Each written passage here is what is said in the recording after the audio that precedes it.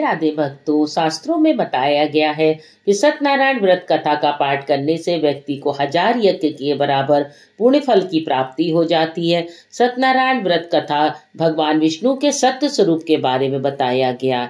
इस व्रत कथा करने से घर में सुख समृद्धि का वास होता है और भगवान विष्णु की कृपा बनी रहती है।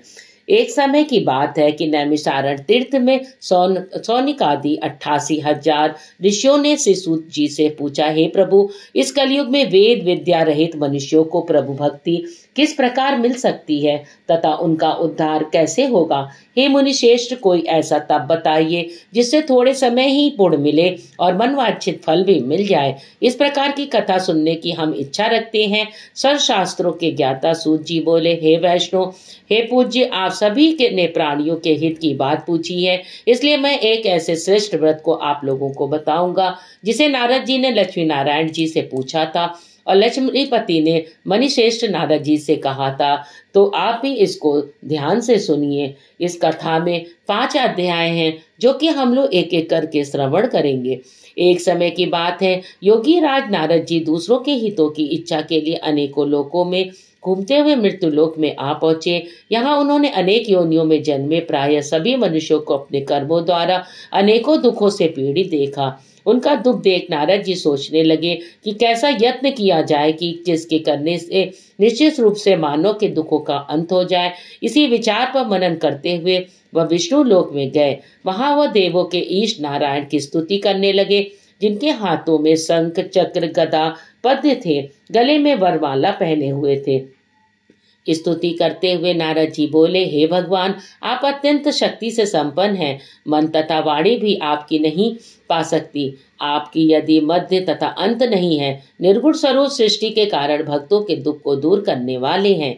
आपको मेरा नमस्कार है। नारद जी की स्तुति को सुन विष्णु भगवान बोले, हे मुनिश्रेष्ठ, आपके मन में क्या बात है? आप किस काम के लिए पधारे हैं? निसंकोच आप हमें बता दे। इस नारद मुनि बोले, मृत्युलोक में अनेक योनियों में जन्मे मनुष्य अपने कर्मों के द्वारा अनेकों दुख से दुखी हो रहे हैं। हे नाथ, आप मुझे दया कर रखते हुए बताइए कि वो मनुष्य थोड़े प्रयास से ही अपने दुखों से कैसे छुटकारा पा सकते हैं। श्री हरि बोले, हे नारद, मनुष्यों की भलाई के लिए तुमने बहुत अच्छी बात पूछी है, जिसके करने से मनुष्य मोह से छूट जाता है। यह बात मैं कहता हूँ, इसे सुनो। स्वर्णलोक व मृत्युलोक दोनों में एक दुर्लभ उत्तम व्रत है जो पुण्य देने वाला है। आज प्रेमवश होकर मैं तुमसे कहता हूँ कि सत्यनारायण भगवान का यह व्रत अच्छी तरह से विधि पूर्वक करने से मनुष्य तुरंत ही यहाँ सुख भोग कर मरने पर मोक्ष प्राप्त करता है। श्री हरि के वचन सुन नारद जी बोले, उस व्रत का फल क्या है और उसका विधान क्या है? यह व्रत किसने किया था? इस व्रत को किस दिन किया करना चाहिए? सभी कुछ विस्तार से बताएं। नारद जी की बात सुनकर श्री हरि बोले, दुख व शोक को दूर करने वाला, ये सभी स्थानों पर विजय दिलाने वाला है। मानव को भक्ति व श्रद्धा के साथ शाम को सत्यनारायण भगवान की पूजा धर्म परायण होकर ब्राह्मणों और बंधुओं के साथ करनी चाहिए। भक्ति भाव से नवेद, केले का फल, घी, दूध, गेहूं का आटा सवाया ले। गेहूं के स्थान पर साठी का आटा, शक्कर, गुड़ लेकर भी सभी भक्षण योग्य पदार्थों को मिलाकर भगवान का भोग लगाएं। ब्राह्मणों सहित बंधु बांधवों को भी भोजन कराएं। उसके बाद स्वयं भोजन करें। भजन कीर्तन के साथ भगवान की भक्ति में लीन हो जाएं। इस तरह से सत्यनारायण भगवान का यह व्रत करने पर मनुष्य की सारी इच्छाएं निश्चित रूप से पूरी होती हैं। इस कलिकाल अर्थात कलयुग में मृत्युलोक में मोक्ष की यही सरल उपाय बताया गया है। श्री सत्यनारायण व्रत कथा का पहला अध्याय संपूर्ण होता है। बोलिए श्री सत्यनारायण भगवान की जय।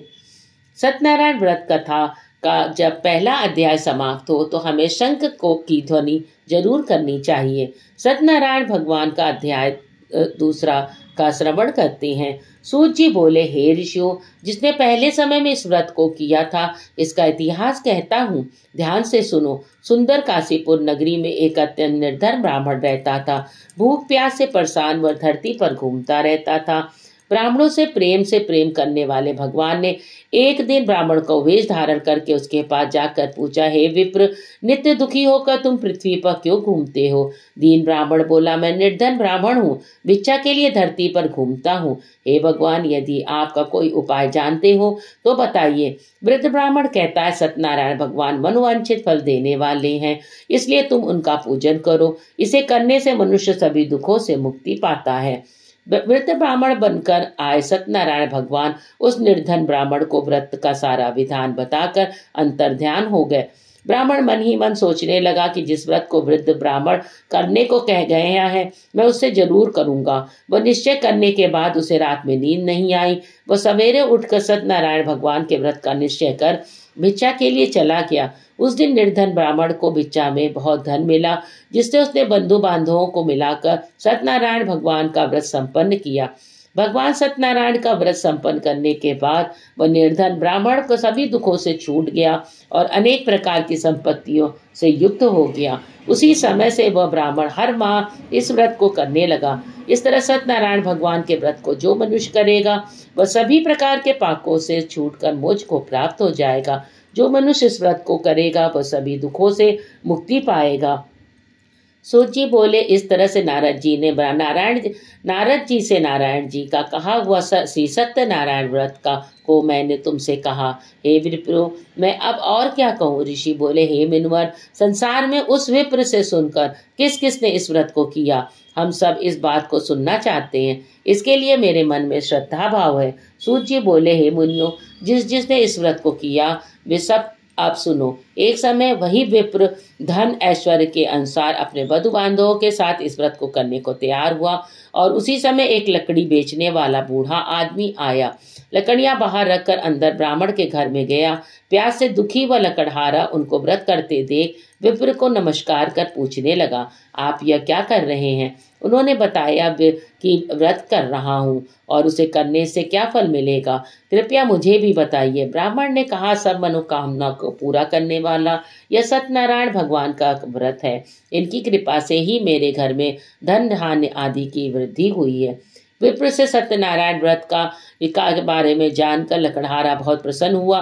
चरणामृत लेकर प्रसाद खाने के बाद वह अपने घर गया। लकड़हारे ने अपने मन में संकल्प किया कि आज लकड़ी बेचने से जो धन मिलेगा उसी से सत्यनारायण भगवान का उत्तम व्रत करूंगा। मन में इस विचार को लेकर बूढ़ा आदमी सिर पे लकड़ियां रखकर नगर में बेचने लगा।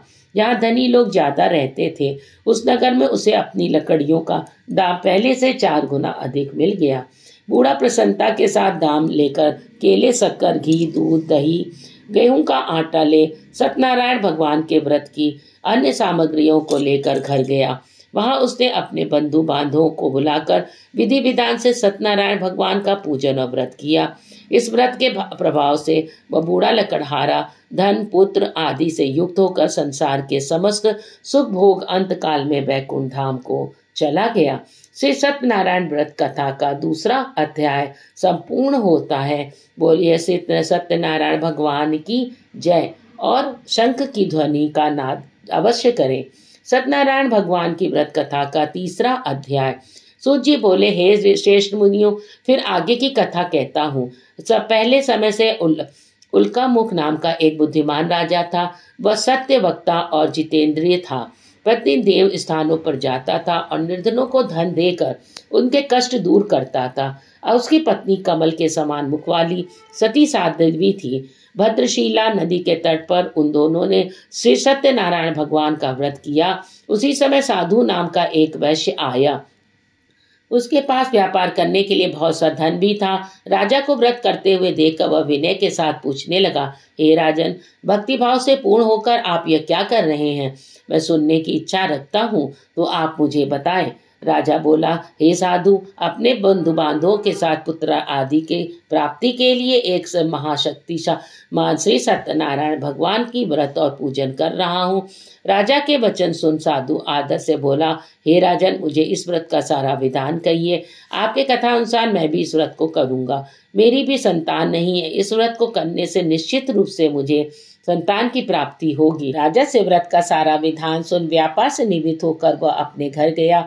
साधु वैश्य ने अपनी पत्नी को संतान देने वाले इस व्रत का वर्णन कर कह सुनाया और कहा, जब मेरी संतान होगी तब मैं इस व्रत को करूंगा। साधु ने इस तरह के वचन का अपनी पत्नी लीलावती से कहे। एक दिन लीलावती पति के साथ आनंदित हो सांसारिक धर्म से प्रवृत्त होकर सत्यनारायण भगवान की कृपा से गर्भवती हो गई।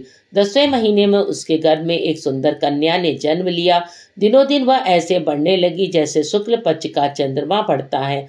माता पिता ने अपनी कन्या का नाम कलावती रखा।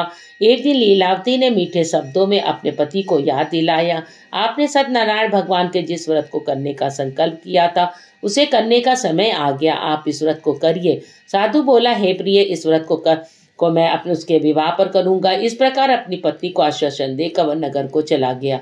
कलावती पिता के घर में रहकर वृद्ध हो गई और साधु ने एक बार नगर में अपनी कन्या के वो सखियों के साथ देखा। तुरंत ही दूत को बुलाया और कहा कि मेरी कन्या के योग्य वर देख कर आओ। साधु की बात सुनकर दूत कंचन नगर में पहुंचा और वहां देखभाल करके लड़की के सुयोग वाणी पुत्र को ले आया। सुयोग लड़के को देख साधु ने बंधु बांधवों को बुलाकर अपनी पुत्री का विवाह कर दिया। लेकिन दुर्भाग्य की बात यह है कि साधु ने अभी भी सत्यनारायण भगवान की व्रत कथा नहीं किया। इस पर भगवान क्रोधित हो गए और शाप दिया। साधु को अत्यधिक दुख मिले। अपने कार्य में कुशल साधु बनिया जमाई को लेकर समुद्र के पास स्थित होकर रत्नासारपुर नगर में गया। वहां जाकर दामाद ससुर दोनों मिलकर चंद्रकेतु राजा के नगर व्यापार करने लगे। एक दिन भगवान सत्यनारायण की माया से एक चोर राजा का धन चुरा कर भाग रहा था। उसने राजा के सिपाहियों को अपना पीछा करते देख चुराया हुआ धन वहां रख दिया जहां साधु अपने जमाई के साथ ठहरा हुआ था। राजा के सिपाहियों ने साधु वैश्य के पास राजा का धन पड़ा देखा तो वह ससुर जमाई दोनों को बांध कर प्रसन्नता से राजा के पास ले गए और कहा कि उन दोनों चोरों हम पकड़ लाए, आप लोगों की कार्रवाई की आज्ञा दें। राजा की आज्ञा से उन दोनों को कठिन कारावास में डाला दिया गया। उनका सारा धन भी उनसे छीन लिया गया। श्री सत्यनारायण भगवान से शाप से साधु की पत्नी भी बहुत दुखी हुई। घर में जो धन रखा था उसे चोर चुरा ले गए। शारीरिक और मानसिक पीड़ा व भूख प्यास से अति दुखी हो अन्न की चिंता से कलावती के ब्राह्मण के घर गई। वहां उसने सत्यनारायण भगवान का व्रत होते देख फिर कथा भी सुनी। वह प्रसाद ग्रहण कर रात को घर वापस आई। माता के कलावती से पूछा, पुत्री अब तुम कहाँ गई थी, तेरे मन में क्या है? कलावती ने अपनी माता से कहा, हे माता, मैंने एक ब्राह्मण के घर में श्री सत्यनारायण भगवान का व्रत देखा। कन्या के वचन सुनकर लीलावती भगवान के पूजन की तैयारी करने लगी। लीलावती ने परिवार और बंधुओं सहित सत्यनारायण भगवान की पूजन किया और उससे वर मांगा, मेरे पति तथा जमाई शीघ्र घर आ जाएं। साथ ही यह भी प्रार्थना की कि हम सब का अपराध आप क्षमा करें। श्री सत्यनारायण भगवान को इस व्रत से संतुष्ट हो गए और राजा चंद्रकेतु को सपने में दर्शन देकर कहा, हे राजन, तुम उन दोनों वैश्यों को छोड़ दो तो तुमको उनका जो धन लिया है उसे वापस कर दो। अगर ऐसा नहीं करोगे तो तुम्हारा धन, राज्य, संतान सभी नष्ट कर दूंगा। राजा को यह सब देख कर अंतन ध्यान हो गए। प्रातःकाल सभा में राजा ने अपना सपना सुनाया और बोले, बड़े पुत्रों को कैद से मुक्ति कर सभा में ले आओ। दोनों ने आते ही राजा को प्रणाम किया। राजा मीठी वाणी में बोला, हे मनुभाव, भाग्यवश ऐसा कठिन दुख तुम्हें प्राप्त हुआ है, लेकिन अब तुम्हें कोई भय नहीं है। कहकर ऐसा राजा ने उन दोनों को नए वस्त्र आभूषण देख को भी पहनाए। जितना धन उनका लिया था उसे दोगुना धन वापस कर दिया और दोनों वैश्य अपने घर को चले गए। श्री सत्यनारायण व्रत कथा का 3रा अध्याय समाप्त होता है। बोलिए सत्यनारायण भगवान की जय। और इसके बाद शंखनाद अवश्य करें। अब सत्यनारायण भगवान व्रत कथा का 4था अध्याय। सूर्य भोले वैश्य ने मंगलाचार कर अपनी यात्रा आरंभ की और अपने नगर की ओर चल दिए। उनकी थोड़ी दूर जाने पर एक दंडी वेशधारी सत्यनारायण ने उनसे पूछा, हे साधु, तेरी नाव में क्या है? अभिवाड़ी हंसता हुआ बोला, हे दंडी, क्या आप क्यों पूछते हो? क्या धन लेने की इच्छा है? मेरी नाव में तो बेल पत्ते भरे हुए हैं। वैश्य के कठोर वचन सुनकर भगवान बोले, तुम्हारा वचन सत्य हो। दंडी ऐसे वचन वहां से चले गए और कुछ दूर जाकर समुद्र के किनारे बैठ गए।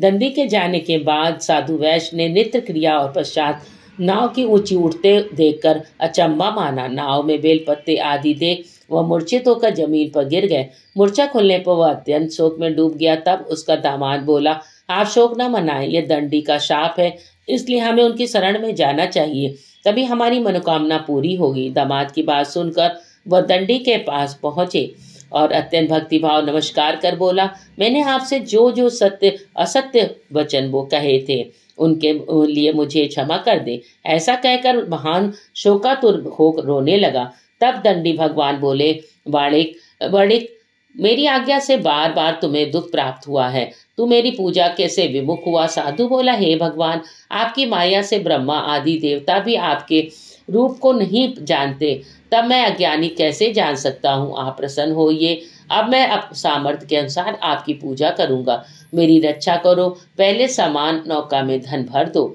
साधु वैश्य के भक्ति पूर्वक वचन सुनकर भगवान प्रसन्न हो गए और उसकी इच्छा अनुसार वरदान देकर अंतर्धान हो गए। ससुर जमाई जब नाव पर आए तो नाव धन से भरी हुई थी। फिर वहीं अपने अन्य साथियों के साथ सत्यनारायण भगवान का पूजन कर नगर की ओर चल दिए। जब नगर के नजदीक पहुंचे तो दूत को घर पर खबर करने के लिए भेज दिया। दूत साधु को पत्नी को प्रणाम कर कहता है कि मालिक अपने दामाद सहित नगर के निकट आ गए हैं। दूत की बात सुन साधु की पत्नी लीलावती ने बड़े हर्ष के साथ सत्यनारायण भगवान की पूजन कर अपनी पुत्री कलावती से कहा कि मैं अपने पति के दर्शन को जाती हूँ, तू कार्य पूर्ण कर शीघ्र आ जा। माता के ऐसे वचन सुन कलावती जल्दी में प्रसाद छोड़कर अपने पति के पास चली गई। प्रसाद की अवज्ञा के कारण से सत्यनारायण भगवान रुष्ट हो गए और नाव सहित उनके पति को पानी में डुबो दिया।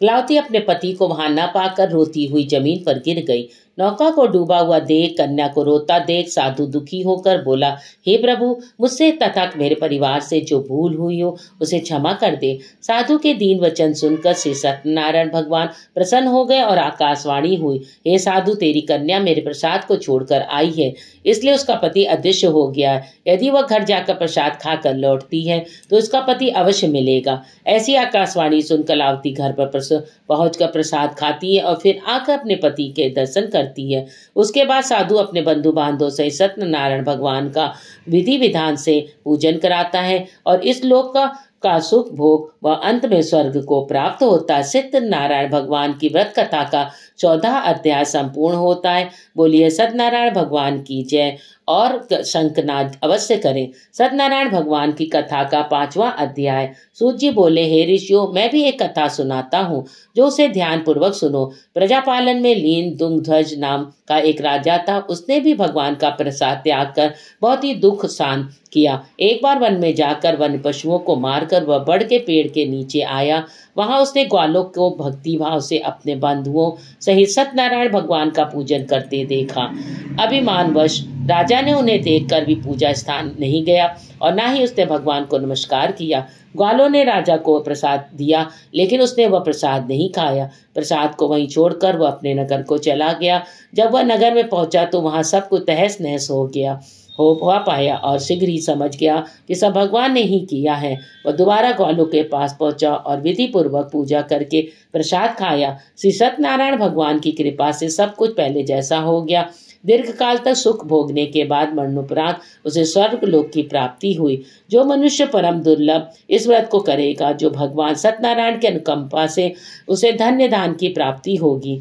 निर्धन धनी हो जाता है, भय मुक्त को जीवन मिल जाता है, संतानहीन मनुष्य को संतान सुख मिलता है और सारे मनोरथ पूर्ण होने पर मानो अंत काल में बैकुंठ धाम को जाता है। सूत जी बोले, जिन्होंने पहले इस व्रत को किया है, अब उनके दूसरे जन्म की कथा कहता हूँ।